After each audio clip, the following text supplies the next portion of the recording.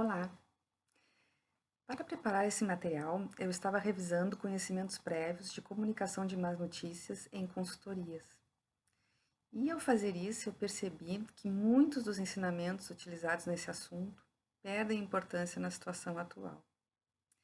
Vivemos uma situação de catástrofe, ou vamos viver logo ali, o que muda o fluxo e a velocidade dos acontecimentos.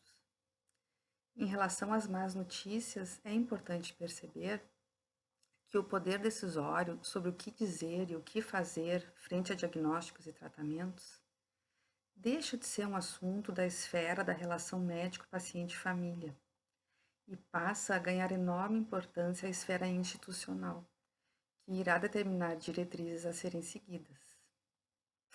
São as instituições que irão determinar, de acordo com os preceitos éticos em tempos de catástrofe, em qual paciente será instituído qual recurso. Nós, profissionais da saúde, precisamos desse amparo decisório para o atendimento e precisaremos comunicar para os pacientes ou para os seus familiares as notícias consequentes dessas ações e também da evolução natural das doenças. Sendo assim, é muito importante, sempre ao iniciarmos uma conversa que pretende explicar más notícias, termos clareza do apoio institucional e de que somos portadores e não causadores da má notícia.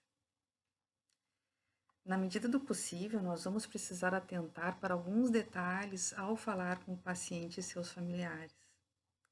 Eu vou falar aqui um pouquinho nesse vídeo o que seria o ideal nessa comunicação, né? Mas é muito importante que saibamos, né, que frequentemente nós não vamos alcançar esse ideal.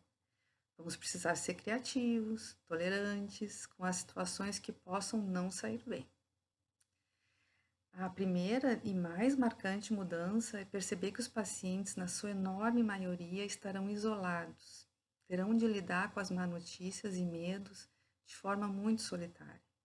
Assim como as famílias também.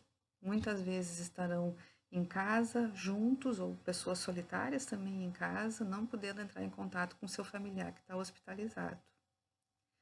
A gente deve aproveitar muito, né, os recursos de mídia, procurar fazer reuniões, algumas má notícias a gente pode fazer reuniões por vídeo, com familiar e paciente junto, ou às vezes com outro médico que atende aquele paciente, que o paciente confia bastante. Enfim, às vezes tentando contato com o pai, com uma mãe, uma tia, para tentar o máximo possível humanizar os momentos das más notícias. Bom, então já estou começando a entrar no assunto da preparação, né? No momento que a gente se prepara para dar uma má notícia para alguém e vê que o paciente está sozinho, eventualmente a gente já pode pensar numa ligação telefônica, numa chamada de vídeo, em algo que possa tornar esse momento um pouco menos solitário. Antes de mais nada, primeira coisa, o profissional da saúde deve respirar. Respirar, parar o pensamento por um instante, tomar um gole de água, tentar preparar o ambiente, preparar o início da fala. O ideal, então, como eu já disse, seria o paciente estar acompanhado de um familiar ou de alguém que inspire confiança. Às vezes pode ser até o cuidador do leito do lado, que já está ali há mais ou menos uma semana, já conhece bem aquele paciente que está sozinho, eventualmente ele já pode ser uma companhia de apoio. Isso aumenta o conforto emocional do paciente, ter mais alguém escutando, e também funciona como uma memória auxiliar, porque em muitos momentos de estresse, muitas falas são esquecidas, seja por negação, seja por falta de atenção, porque o paciente está com algum desconforto físico, está tomando alguma medicação, não consegue ter atenção suficiente, nem memória para guardar. Um outro cuidado que a gente pode tentar ter, né, é tentar falar em um lugar ou pelo menos um momento de privacidade. Nas nossas enfermarias cheias de pacientes, nas UTIs, nas emergências, né, não existe um lugar com privacidade, mas o momento ele pode ser. Como é que se faz isso, né? O ideal, né? Se der, todo mundo sentado, médico e paciente, e familiar se estiver por ali. Ainda que se disponha de pouco tempo, a mesma fala sentada ou de pé dá uma impressão diferente para o paciente em termos de atenção, de quanto aquele médico foi atencioso com ele, né? Então, de preferência todo mundo sentado, com muita atenção, foco no olhar, sem celular, sem notificação de celular, sem ninguém interrompendo. Às vezes são 5, 10 minutos, né, que se fica ali, mas com toda a atenção naquele momento, que vai significar muito para aquele paciente. É natural que todo mundo vai estar correndo muito, né, porque vai ser muita demanda, muita coisa por fazer, né. Então, se a pessoa que vai dar a notícia sabe que o seu tempo vai ser muito curto, principalmente se o paciente estiver sozinho, sem um familiar, é bem importante se fazer acompanhar por outro profissional da saúde, que tenha um pouquinho mais de tempo para ficar. Quando o médico, por exemplo, se o médico é o portador da má notícia de precisar sair logo depois correndo, aquela outra pessoa que escutou toda a conversa fica ali por mais um tempinho para poder dar um amparo, um apoio para aquele paciente, para aquilo que ele está pensando, para aquilo que ele está sentindo. Bom, depois que nós já nos preparamos, então, né, já sabemos onde vai ser, de que maneira, quem é que vai estar presente. Vamos chamar alguém por vídeo, não vamos, vai ter um colega junto conosco. A gente começa a se preocupar com a forma como vamos falar, né? Primeira questão, assim, respeitar o ritmo do paciente. Primeira coisa, assim, primeira pergunta, ainda mais que muitas vezes a gente vai ser tão corrido que a gente não vai nem conhecer os pacientes direito, né? Primeira pergunta, o que o senhor já sabe, o senhor ou a senhora? O que o senhor já sabe do seu diagnóstico, da sua doença, do que está acontecendo? Depois que o paciente falou o que ele já sabe, a gente deve perguntar o que ele gostaria de saber e responder da forma mais clara, objetiva, tranquila, cada pergunta do paciente, né? Depois que já tivermos respondido todas as perguntas, se faltou alguma informação que é importante para o tratamento, aí nós devemos fornecer essa informação. É importante ter clareza, assim, não é preciso falar tudo. Apenas o que o paciente quer saber ou o que é necessário para que o atendimento continue, para que o tratamento continue sendo feito. Se o paciente diz que vai fazer todo o recomendado, não faz nenhuma pergunta sobre diagnóstico e prognóstico, é porque ele não quer saber sobre isso. E muitas vezes não precisa mesmo, desde que isso não atrapalhe a evolução do tratamento. Nós devemos falar pouco e claro. Devemos usar sempre palavras adequadas ao vocabulário do paciente e com frases curtas. Às vezes, para o paciente ou para o familiar, tem algumas introduções que ajudam, né? Do tipo, infelizmente eu não trago boas notícias. Pode ser uma forma inicial de falar que dá um segundo para o cérebro daquele paciente ou do seu familiar se preparar para o que vem depois. Né?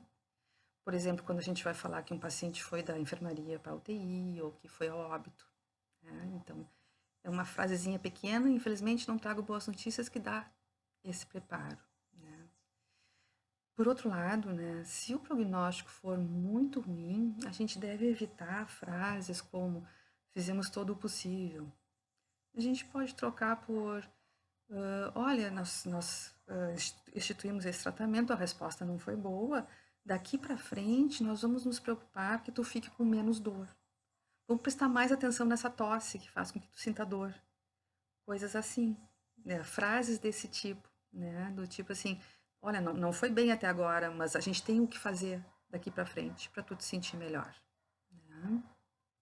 É importante deixar bem claro para o paciente ou para o familiar que ele não vai ser abandonado, né? Que existe um plano de tratamento, seja esse tratamento curativo ou não. Pode ser só de conforto, mas ele será feito da melhor maneira possível. Durante a conversa, né, e principalmente no final da conversa, é bem importante que a gente pergunte para o paciente ou para o familiar se ele entendeu o que foi dito. Pergunte se ele tem novas dúvidas, que se ele quer saber mais alguma coisa, responda, né? Mas principalmente assim, ó, não fique chocado com as distorções que o paciente ou familiar podem fazer da conversa. Às vezes eles terão selecionado apenas uma parte do conteúdo e o resto terá sido negado, esquecido, distorcido. O mais importante para nós nesse momento não é repetir tudo de novo, porque não vai adiantar, né? O mais importante é que o paciente sinta que está sendo cuidado, que está sendo informado, e o que ele deve fazer para seguir as orientações da equipe para o tratamento dele poder ser exitoso no final, né? Muitas vezes, em algum momento posterior, o paciente vai conseguir lembrar, né, de mais partes da conversa, mas isso realmente não é o mais importante. E repetir, tentar botar a goela abaixo aquela informação realmente não vai ajudar muito, né? Bom, terminada a parte mais assim informativa da conversa, é muito importante aguardar um pouquinho a resposta emocional que pode vir. Dar um tempo para o paciente. Ele pode chorar, ele pode ficar em silêncio, ele pode ficar em choque. É importante ter alguém ali, né? Pode ser o médico, pode ser outro profissional da saúde, né, que possa acompanhar esse momento, principalmente se o paciente estiver sozinho. Nesta fase, assim, né, é importante lembrar que, em geral, tem muito mais pessoas para consolar o paciente, mas faltam pessoas, né, com quem ele possa falar claramente e planejar um futuro realístico. O paciente que não usa muito de negação, que não está muito esquecido, que não está muito sedado, que é racional e prático, ele vai querer falar sobre o que ele pode fazer dali para frente, como principalmente se o prognóstico for de óbito, né, assim com pouco tempo, né, ele vai querer falar com o médico, com o seu médico com clareza, né? E a gente não pode devolver frases do tipo vai ficar tudo bem, né? Eu acho que esses são os momentos mais difíceis, né? Que é conversar com um paciente lúcido que quer programar o seu final, né? E tem que ter alguém ali que possa escutar e não dar um tapinha nas costas e ir embora, né? Eu acho que de uma maneira geral era isso que eu tinha para trazer para vocês. Esse é um primeiro vídeo feito um pouquinho às pressas, né? Para ter logo esse conteúdo e eu espero poder fazer outros e talvez até de forma mais didática, com imagens, para ficar melhor apresentado, né? Só tem uma mensagenzinha que eu acho que é importante assim deixar para todos nós, né? Nós somos atores, né, de um teatro trágico. Isso que está acontecendo está sendo vivido em tempo real e sem ensaio para ninguém. Então, o que nós devemos esperar de nós mesmos? Né? Que a gente seja o máximo possível humanos e tolerantes. Tolerantes principalmente com as nossas imperfeições, com as coisas que a gente vai achar que não ficaram tão bem feitas, né? E com as imperfeições dos outros. É tudo em tempo real e sem ensaio. Então, fiquem bem, contem comigo